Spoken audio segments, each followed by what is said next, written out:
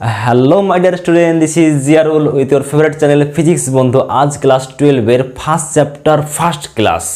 তো পড়া শুরু করার আগে একটু একটা কথা বলি যে তোমরা ক্লাস 11 থেকে সবে 12-এ উঠেছো। তোমাদের মধ্যে অনেকে যেটা ভাবো যে আমি ক্লাস 11-এ অনেক চ্যাপ্টার অনেক টপিক কনসেপ্ট ক্লিয়ার করিনি বা অনেক চ্যাপ্টার পড়িনি, তাহলে ক্লাস 12-এ আমার পড়তে অসুবিধা হবে না তো, বা ক্লাস 12-এ ওভারঅল আমার রেজাল্ট খারাপ হবে না তো, এরকম যারা ভাবছো তারা এই ধরনের চিন্তাধারা মাথা থেকে ফেলে দাও সম্পূর্ণরূপে। আর ক্লাস 11 তুমি কী করেছো তা সম্পূর্ণরূপে ভুলে যাও এবং ক্লাস 12-এ একদম নতুন বই নিয়ে নতুন এনার্জি নিয়ে আজ থেকে এখন থেকে পড়াশোনা শুরু করো। ওকে, কোনো টেনশন নেই, একদম টেনশন নেবে না, ঠিক আছে? তো চলো দেখা যাক আমাদের আজকের কি পড়া। আমাদের চ্যাপ্টার নাম হচ্ছে স্থির তড়িতের প্রাথমিক ঘটনাবলী, অর্থাৎ স্থির তড়িৎ কী জিনিস, স্থির তড়িৎ কীভাবে সৃষ্টি হয়, স্থির তড়িতের অ্যাপ্লিকেশন ইত্যাদি ইত্যাদি আমরা জানবো আজকে, কেমন? তো আমরা ছোটোবেলায় যখন কি করতাম না, এই কলম নিয়ে মাথায় এভাবে ঘষতাম, তাই না? তারপরে হাতে ছোটো ছোটো কাগজের টুকরো নিতাম, দিয়ে সেগুলোকে কাছে নিয়ে যেতাম, দেখতাম কি মজার জিনিস, কাগজের টুকরো টুক টুক টুক টুক করে কলমে ধরে নিয়েছে। তখন আমার পাশের বন্ধুকে বলতাম যে এই দেখ জাদু খেলা দেখাচ্ছি, তাই না? তো এটা আমরা রিসেন্ট বা কিছুদিন আগে বা এখন করি, কিন্তু আজ থেকে প্রায় 2600 বছর আগে, অর্থাৎ যীশু খ্রিস্টের জন্মের প্রায় 600 বছর আগে গ্রিক দার্শনিক থেলস তিনি পাইন গাছের শক্ত শুকনো সেই আঠা, অর্থাৎ যার নাম অ্যাম্বার, সেটা নিয়ে তিনি পশমের সাথে ঘষলেন। তারপর সেই অ্যাম্বারটাকে ছোটো ছোটো কাগজের টুকরো কাছে নিয়ে গিয়ে দেখলেন যে কাগজের টুকরো কি মজার জিনিস, সেগুলো টুক টুক টুক টুক করে সব আকর্ষণ করে নিয়েছে অ্যাম্বারটা। তখন থেকেই এই আমাদের স্থির তড়িতের সূত্রপাত হলো, ঠিক আছে? তো এই স্থির তড়িৎটা কীভাবে তৈরি হয়েছে? তো দুটো বস্তুর মধ্যে যখন ঘর্ষণ সৃষ্টি হলো, ঘর্ষণের ফলে ওই বস্তুর অভ্যন্তরে এক ধরনের পরিবর্তন ঘটে।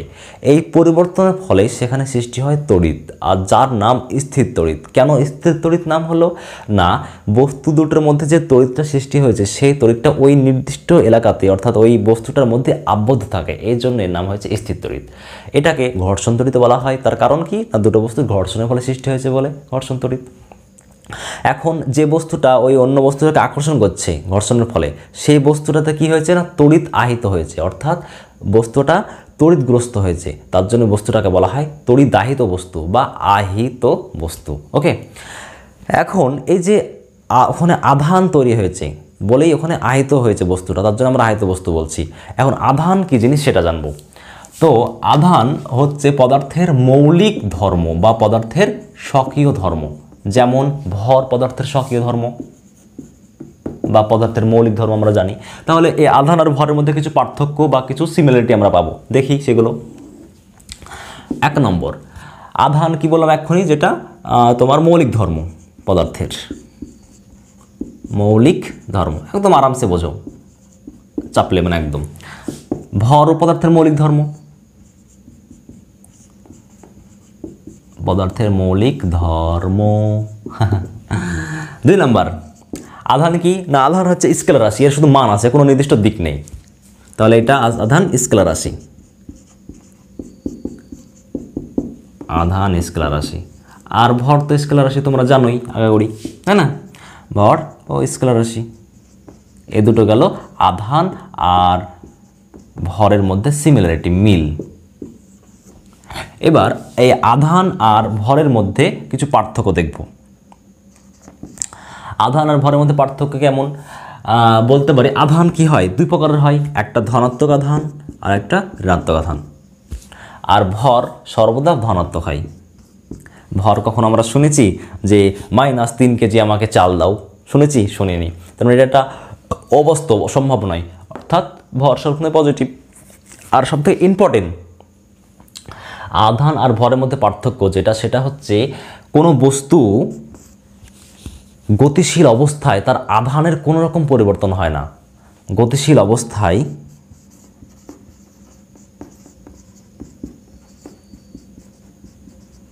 আধানের মানে আধান অপরিবর্তনশীল, অপরিবর্তনশীল। কিন্তু গতিশীল অবস্থায় ভর, বস্তুর ভর পরিবর্তনশীল। গতিশীল অবস্থায়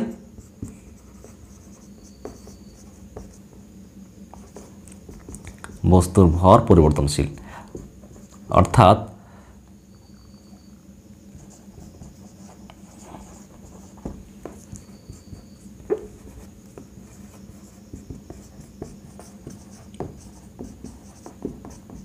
পরিবর্তনশীল।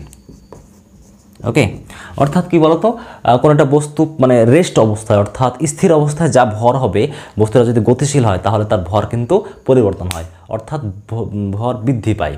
এই গেল আমাদের ভর আর আধানের মধ্যে কিছু সিমিলারিটি আর কিছু কম্পারিজন। ঠিক আছে, এখন আধান, এই আধান যেমন স্কেলার রাশি, এই আধান একটা অবশ্য প্রাকৃতিক রাশি, তো এর কিছু আমরা একক পাবো, এর মাত্রা বের করতে পারবো, তাই না? সেগুলো দেখি, একদম জেনারেল জিনিসগুলো আমরা আলোচনা হচ্ছে আজকে, যেহেতু প্রথম ক্লাস, তাই না? আধান, এটাকে আমরা কিউ দ্বারা প্রকাশ করি, ক্যাপিটাল কিউ দ্বারা। ওকে, তো এটা একক কী হবে? সিজিএস একক, সিজিএস একক। আধানের সিজিএস একক কী হয়? ইএসইউ বা স্ট্যাট কুলম্ব, স্ট্যাট কুলম্ব। আর এসআই একক কী হয় আধানের? কুলম্ব। আধানের মাত্রা নির্ণয় করবো এবার আমরা। মাত্রা বলতে মাত্রীয় সংকেত, মাত্রীয় সংকেত। আমরা জানি, কি জানি না, কোনো একটা ধরো পরিবাহী, তাই না? আমরা এটা জানি, কোনো একটা পরিবাহীর প্রস্থচ্ছেদের মধ্য দিয়ে তো আধান প্রবাহিত হচ্ছে। কোনো একটা পরিবাহীর প্রস্থচ্ছেদের মধ্য দিয়ে প্রতি সেকেন্ডে যে পরিমাণ আধান প্রবাহিত হয়, কোনো একটা পরিবাহীর মধ্য দিয়ে প্রতি সেকেন্ডে যে পরিমাণ কি প্রবাহিত হয়? আধান প্রতি সেকেন্ডে, তাকে বলা হয় কি? প্রবাহ মাত্রা। Q equal to IT, Q equal to IT, এটা আমরা জানি। তো এখানে আই মানে কি? তড়িৎ প্রবাহ মাত্রা, আর টি মানে সময়, প্রতি সেকেন্ডে যে পরিমাণ আধান প্রবাহিত হয় তাকে বলা হয় প্রবাহ মাত্রা। এটা আমরা সংজ্ঞা থেকে কিউ ইকুয়াল টু আইটি আমরা লিখতে পারছি। এটা এখান থেকে আই মানে এ আর টি মানে ক্যাপিটাল টি লিখতে পারি আমরা। এটা হয়ে গেল আধানের মাত্রা সংকেত। এটাকে লেখা যায় m to the power 0 l to the power 0 t a t। এটা হয়ে গেল আধানের মাত্রা সংকেত।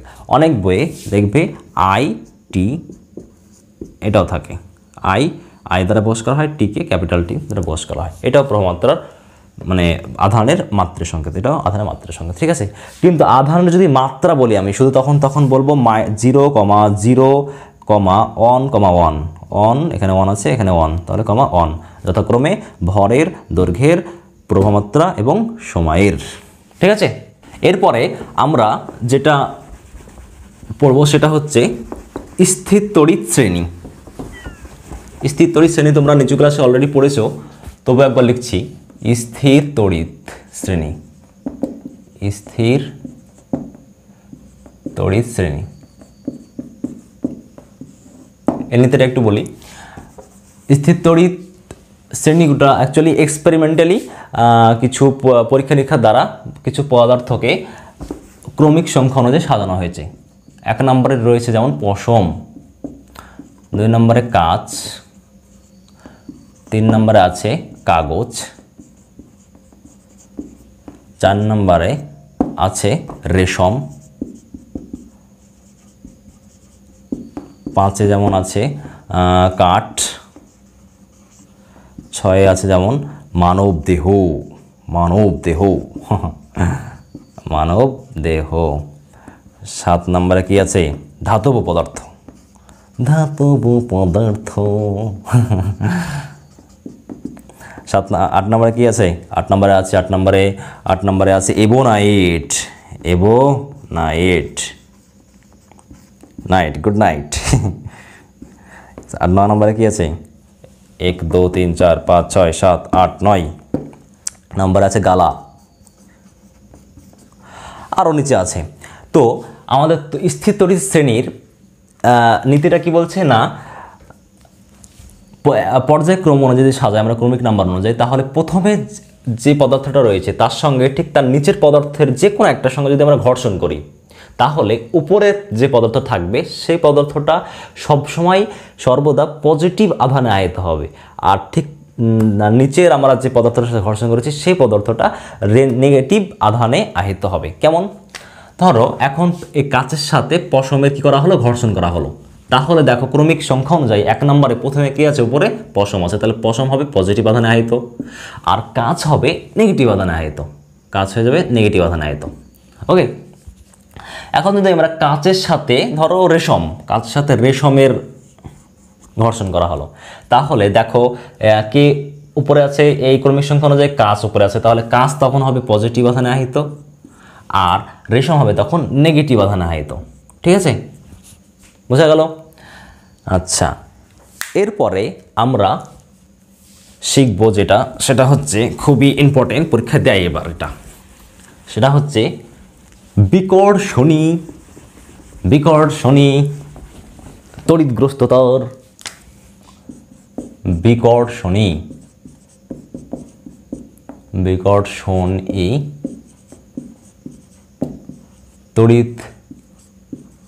তড়িৎগ্রস্ত তার চূড়ান্ত প্রমাণ, চূড়ান্ত প্রমাণ। এটা পরীক্ষা দেয়, পরীক্ষা দেয় এভাবে যে ব্যাখ্যা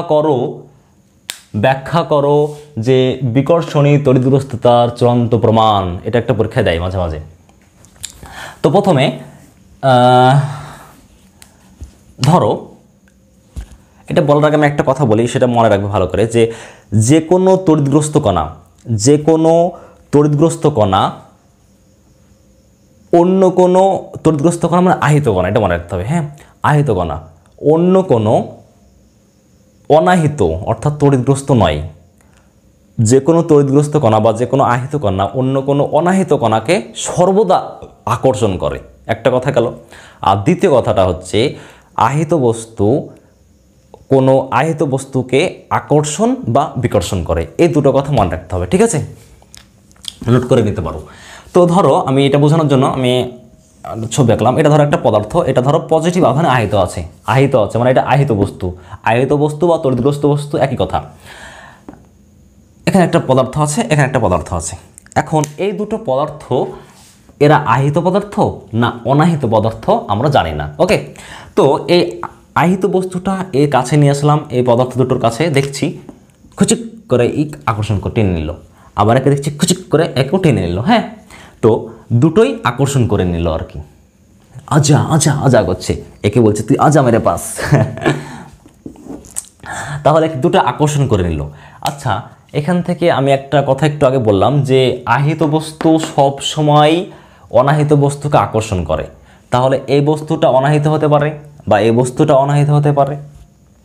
এখন আহিত বস্তু, দ্বিতীয় কথা বলেছিলাম যে আহিত বস্তুকে আকর্ষণ বা বিকর্ষণ করে। এখন যদি এটা নেগেটিভ আধান না হয়, সাপোজ মনে করলাম এটা যদি নেগেটিভ আধান হয়, তাহলে নিশ্চয়ই আকর্ষণ করবে দুটোকেই।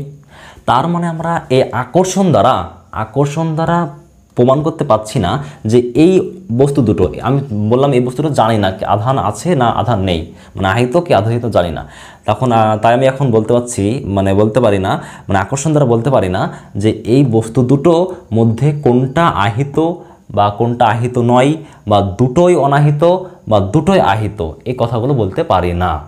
ঠিক আছে, এবার ধরো আমি কি করলাম, এই যে বস্তুটা ছিল, এই বস্তুটা পজিটিভ আধানে আহিত ছিল, একে নেগেটিভ আধানে আহিত করে দিলাম। ঠিক আছে, আর এই বস্তুটা যা ছিল থেকে গেল ওরা এখানে।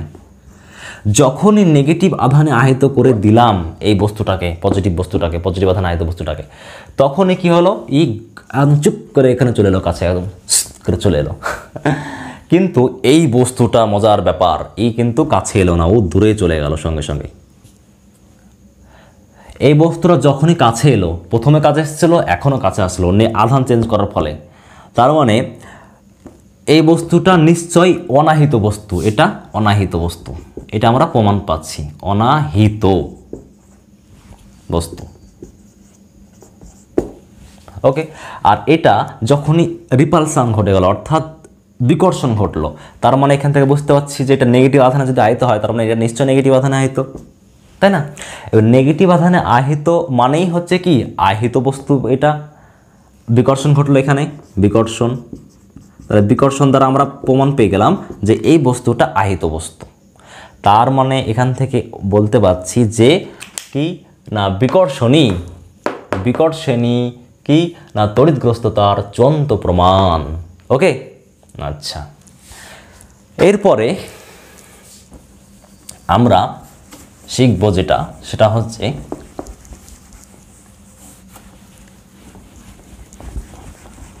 ইলেকট্রনীয় মতবাদ। কার? না তড়িতের, আমার না, তড়িতের ইলেকট্রনীয় মতবাদ। ইলেকট্রনীয় মতবাদ, ঠিক আছে, মতবাদ বা তত্ত্ব। এটা কেমন? আচ্ছা, এটা বলার আগে ছবি আঁকতে হবে একটা আগে। আমরা তো জানি পদার্থের ভিতরে অণু থাকে, অণুর ভিতরে পরমাণু থাকে, তাই না? অণু কোনো একটা মেয়ের নাম, পরমাণু একটা মেয়ের নাম নয়। অণুর মতো দেখতে, পরমাণুর মতো দেখতে, তাই না? না, তা নয়। দেখো, আমরা এখন অঙ্কন করলাম পরমাণু, ঠিক আছে। এই এখন পরমাণুর নিউক্লিয়াসে কি থাকে না, পরমাণুর নিউক্লিয়াসে থাকে প্রোটন আর নিউট্রন। প্রোটনটা হচ্ছে পজিটিভ আধানগ্রস্ত আর নিউট্রনটা হচ্ছে নিস্তড়িত। আর অভ্যন্তরে যতগুলো প্রোটন থাকে ঠিক বাইরে ততগুলো ইলেকট্রন থাকে, আমরা জানি এগুলো। সাপোজ এখানে একটা ইলেকট্রন আছে, ধরো একটা প্রথম কক্ষে দুটো ইলেকট্রন থাকে, জানি আমরা, দুটো ইলেকট্রন আছে এখানে। বাইরে ধরো 4টে আছে, একটা, দুটো, তিনটে, চারটে আধান আছে, 4টে ইলেকট্রন আছে। তাহলে ভিতরে 2, 4, 6 অর্থাৎ 6টা এখানে, 1, 2, 3, 4, 5, 6টা আমাদের ইলেকট্রন আছে। বা তাহলে ভিতরে কটা প্রোটন থাকবে? 6টা, তাই না? এবার ইলেকট্রনীয় মতবাদ যেটা আছে সেটাকে আমি দুটো পয়েন্টে ভেঙে বলছি। প্রথম পয়েন্টে কি বলছি না, কোনো পরমাণুতে যদি ইলেকট্রন বৃদ্ধি করা যায়, কোনো পরমাণুতে অবশ্য নিস্তড়িত বা তড়িৎ নিরপেক্ষ কোনো পরমাণুতে। তড়িৎ নিরপেক্ষ মানে কি না, যেখানে পরমাণুতে টোটাল প্রোটন সংখ্যা নিউক্লিয়াসে আর নিউক্লিয়াসের বাইরে টোটাল ইলেকট্রন সংখ্যা সর্বদা সমান থাকে, সেখানেই মানে সেই পরমাণুটাই তখন হয় নিস্তড়িত কণা বা তড়িৎ নিরপেক্ষ কণা বা পরমাণু। এখন ইলেকট্রনীয় মতবাদকে দুটি পয়েন্টে ভাগ করলাম আমি। প্রথম পয়েন্ট বলছি যে কোনো পরমাণুতে, অবশ্য নিস্তড়িত পরমাণুতে যদি বাইরে থেকে ইলেকট্রন প্রবেশ করানো হয় বা ইলেকট্রন বৃদ্ধি করা হয়, তাহলে তার কি হয় না, মানে সেই পরমাণুটা, নিস্তড়িত পরমাণুটা ঋণাত্মক আধানে আহিত হয়। অর্থাৎ এই বস্তুটা তখন ঋণাত্মক আধানে আহিত হয়। কিভাবে বলছি, ঋণাত্মক আধানে আহিত হয়, ঋণাত্মক আধানে আহিত হয়, ঠিক আছে। কিভাবে দেখো, এখানে ধরো একটা এক্সট্রা ইলেকট্রন আসছে, একটা এক্সট্রা ইলেকট্রন এখান থেকে একটা ইলেকট্রন এখানে ঢুকলো, বা এখানে একটা এক্সট্রা ইলেকট্রন ঢুকে গেল। তার মানে ইলেকট্রনটা এখানে আসলো কোনো কারণে, তার মানে এখানে ইলেকট্রনের সংখ্যা একটা কী হলো, বেড়ে গেল। আর ইলেকট্রন মানে কি, নেগেটিভ চার্জযুক্ত, তাই না?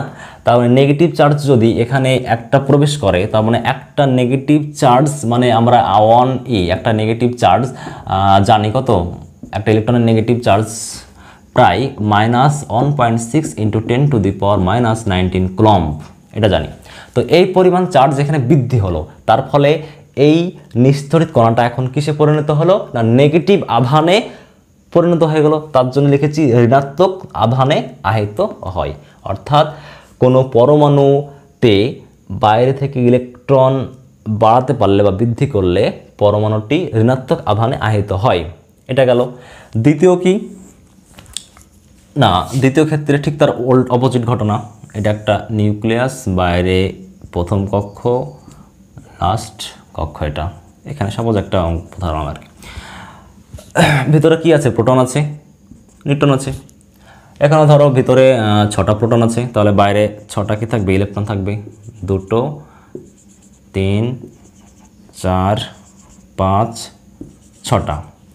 এখন কি করা হলো, দ্বিতীয় পয়েন্ট আর কি এই মতবাদের, যে কোনো পরমাণুতে, কোনো নিস্তড়িত পরমাণু থেকে যদি ইলেকট্রন সংখ্যা বের করা যায় বা কমানো যায়, তাহলে সেই নিস্তড়িত পরমাণুটি কিসে পরিণত হবে না ধনাত্মক আধানে আহিত হবে।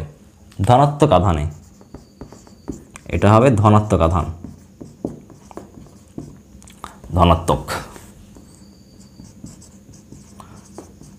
ধনাত্মক আধানে আহিত হবে।